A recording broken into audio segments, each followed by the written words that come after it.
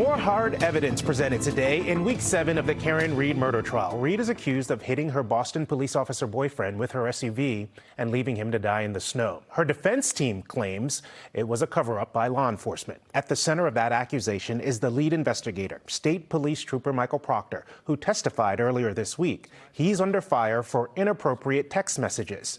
We have live team coverage tonight of this high-profile case. NBC 10 investigator Ryan Kath has a look at the possible fallout from Proctor's conduct. But we begin with more on today's testimony. NBC 10's Kirsten Glavin live outside the court in Denham. Kirsten.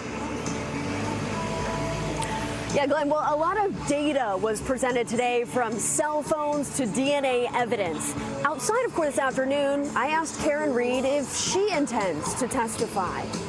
Back on the stand Thursday, Massachusetts State Police Detective Lieutenant Brian Tully. Starting at 12:33 a.m. to 6:03 a.m., there were 53 phone calls from Miss Reed to a phone number associated with John O'Keefe. The lieutenant recounting those steps he believes Karen Reed took the night John O'Keefe was killed, based on cell phone data and street cameras. It's important to figure out the movements of someone that we're investigating for a crime. Reed's defense asking about why investigators never went into the home, and later asking about the number of items Tully bagged in evidence. There are 5 items in that bag, or in those 2 bags, right? Just the plastic. Correct. And yet your report very clearly says there were 3. Forensic DNA analysts also testifying to testing a hair from Reed's SUV, a taillight sample, and DNA samples from troopers Michael Proctor and Yuri Buchanan. Taillight pieces from Reed's SUV matching DNA for John O'Keefe.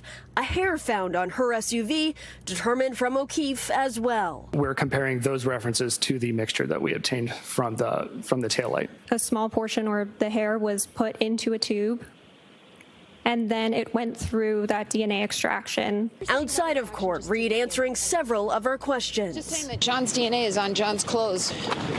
That's all they proved.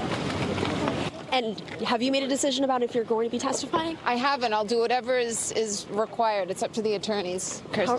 How are you feeling about how this is going so far? Really well, really well. It's a relief. All the hard work we've done and everything we've uncovered is finally coming to light. Thank you. Thank you.